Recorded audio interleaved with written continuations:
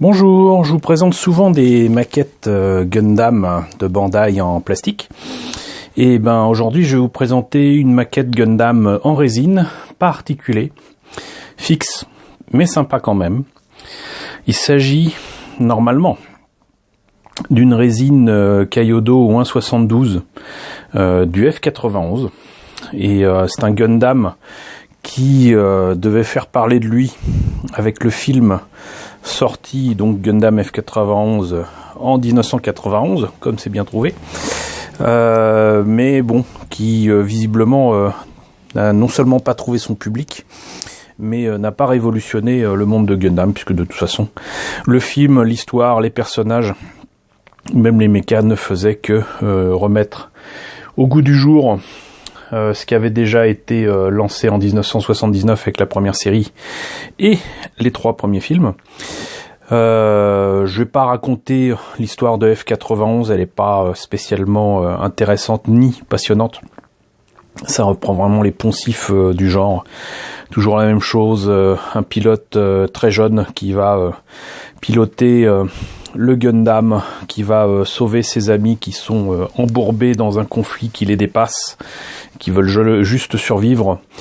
Petite différence peut-être éventuellement, un personnage, et encore, on retrouve la même chose dans la série originale, avec un personnage qui n'est pas celui qui semblait être et qui est l'héritière d'une grande famille. Encore un personnage masqué, évidemment le pilote de Gundam très jeune et le fils d'un des concepteurs du Gundam, sinon c'est pas drôle. Et tout ce petit monde s'enfuit dans un vaisseau prototype ou je ne sais quoi, qui a évidemment les pièces du prototype du Gundam F91. Sinon, encore une fois, ce n'est pas drôle, bref. C'est la même chose, sauf que là, c'était un film, un long métrage, donc fait pour le cinéma. C'est vrai que au niveau technique, ce film est assez impressionnant, mais bon, il a pas mal de défauts, dont le fait de ne pas être révolutionnaire du tout au niveau de l'histoire de Gundam. Des mechas qui sont sympathiques à voir dans le film, mais qui en termes de de maquette plastique n'arrivent pas à retranscrire le mecha design sur papier. On y reviendra avec pas mal d'exemples de maquettes que j'avais pris à l'époque, et surtout un mecha design qui veut que les mechas soient plus petits dans le futur de Gundam, plus petits que leurs grands ancêtres, sans mauvais jeu de mots, puisqu'un Gundam de base fait dans les 18 mètres, ça peut même les dépasser dans Char's Counter-Attack. Dans F91, en fait, là vous voyez c'est du 1.72, mais il est à peine plus grand qu'une maquette ou 1/100 d'une maquette de l'Universal Century de base de la période Amurore et compagnie, et Char Aznable. Donc en fait, ils ont réduit en taille, et les figurines, les maquettes donc au 144 étaient toutes petites, bon, pour V Gundam qui est la série qui fait suite, mais au 1/100 en fait c'est à peine plus grand que du 144, mais ça on le verra plus tard. Quoi qu'il en soit, le Gundam F91 est quand même assez sympathique. Quand je vous le retrouverai, il faudra que je vous présente le jouet que j'avais acheté justement en 1991, et cette maquette est donc une résine fixe du F91, mais je ne l'ai pas peint comme le F91 classique, à savoir bleu, blanc, rouge, quoique il était essentiellement blanc, et là je l'ai fait dans les couleurs d'une side story de F91. Il me semble que ça se passe après, avec notamment des mechas détournés après le conflit qu'on voit dans le film. Mais bon, je n'ai guère de détails là-dessus. Vous l'aurez compris, je n'ai pas vraiment aimé F91, mais le design du mecha est assez sympa. Mais je voulais pas le faire dans les couleurs classiques qu'on a dans le film. Donc j'ai repris des documents qui traînaient sur le net et qui montraient donc cette version bleue du Gundam F91.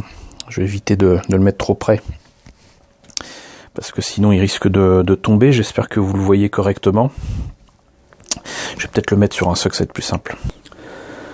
En espérant qu'il tienne. Imaginons qu'il tombe quand même si je le fais tourner.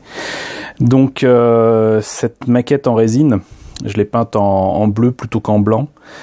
Des détails en jaune. Et bon, je voulais absolument amener un truc un peu nouveau, un peu qui change lors d'un Japan Expo il y a quelques années. Ça devait être il y a 4 ou 5 ans, je ne sais plus. Mais voilà, j'ai fait un peu rapidement. Ça se voit pas nécessairement à l'écran. Mais moi, de près, je le vois. Bon, j'ai fait ça au pinceau. J'ai fait ça à main levée. Et ça se voit. Mais bon, si on le regarde de loin, ça passe. Si on le regarde de loin, ça passe. Le secret, de toute façon, pour ces trucs-là, c'est que il faut commencer par les couleurs claires, les couleurs vives. Donc le jaune et le rouge en fait partie, et si on sait qu'on va le peindre en bleu, il faut faire le bleu plus tard. Donc c'est ce qui a été un peu compliqué ici, c'était de garder les parties blanches pour pouvoir mettre le jaune avant ou après. Même là, ici, c'est pas des décalcos, hein, c'était peint. Je vais essayer de vous l'amener. Voilà. Quoique ça se voit quand même, je sais pas.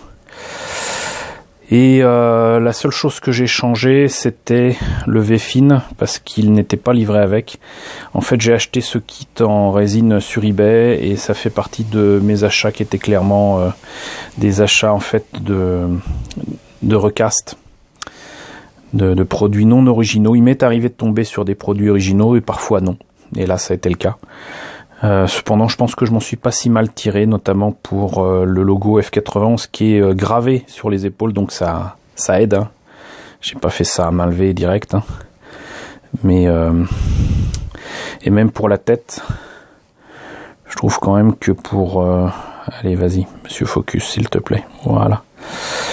Pour les caméras, les yeux, tout ce qui était vert ou quoi, ça retranscrit bien.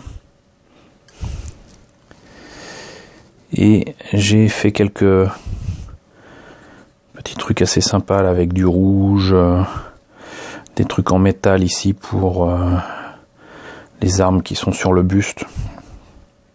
J'ai rajouté quand même quelques option parts ici sur les épaules. Mais sinon c'était vraiment très très simple, dans le sens où il suffisait de nettoyer les pièces et de les monter, puisque c'est pas articulé, donc à part préparer les pièces et ensuite les coller correctement. Mais comme j'ai été pressé par le temps, ce qui a été pas cool du tout, c'est que bon, entre temps ça s'est cassé la gueule plusieurs fois et les pièces se sont décollées plusieurs fois. C'est que je n'ai pas tigé quoi que ce soit, et ça c'est pas bien. Pas bien du tout, ne faites pas ça. Vaut mieux tiger les pièces, parce que comme ça elles tiennent, pas de vitam aeternam, mais quand même beaucoup plus solidement que si elles n'étaient pas tigées. Reste que j'aime beaucoup la pose de ce Gundam F91 bleu. J'aime beaucoup le fait qu'ils aient choisi de faire tenir, faut que je fasse attention, l'arme qui est dans son dos, ici par la main gauche. Ça lui donne vraiment un air vraiment de, comment dirais-je, de soldat aguerri, quoi, avec son arme sous le bras, et qui n'en ait pas besoin d'une deuxième. Il pointe du doigt, ça lui rend un air dynamique. Et comme c'est une maquette en résine fixe, ils sont pas amusés à rendre les pièces forcément nickel, ni rien. C'est voilà, le principe, c'était de rendre quand même à ce garage kit une pose à la fois dynamique et sympa, ce qui est tout à fait réussi, je pense. Voilà. Donc c'est un Gundam F91 en résine fixe, non articulé, donc au 1,72 en résine. Un bootleg, certainement un recast pirate que j'avais trouvé sur eBay, que j'ai fait rapidement et simplement. Donc moi je pense que le contrat est rempli ici, même si j'aurais pu faire mieux, mais ça rend déjà pas mal. Donc j'espère que cette présentation vous aura quand même intéressé. On aura l'occasion de reparler de Gundam F91 et des maquettes plastiques de Bandai et même de Conversion Kits que j'avais réussi à obtenir et qui eux sont sympas. Donc n'hésitez pas à me dire ce que vous en pensez dans la section commentaires, si vous connaissez le film, si vous connaissez les maquettes, notamment les rééditions et surtout les nouvelles versions de Bandai, parce que je sais que les nouvelles maquettes d'F91, notamment autour du F91, étaient sympas, mais il y a plein d'autres modèles que je dois vous présenter. Des Mobile Suit Variation, ils avaient fait vraiment un univers très complet autour de F91, ce qui prouve que Bandai et Sunrise comptaient vraiment beaucoup sur ce film, cet univers en particulier, pour développer quelque chose de particulier, mais ça ne s'est pas fait. On en reparlera. Donc dites-moi dans la section commentaires ce que vous en pensez. N'hésitez pas à liker, n'hésitez pas à partager. Merci encore à vous de me suivre si nombreux sur la chaîne. Donc merci aux nouveaux venus, bienvenue à vous. Merci aux fidèles qui me suivent régulièrement et donc à très bientôt pour la présentation de nouvelles maquettes Gundam.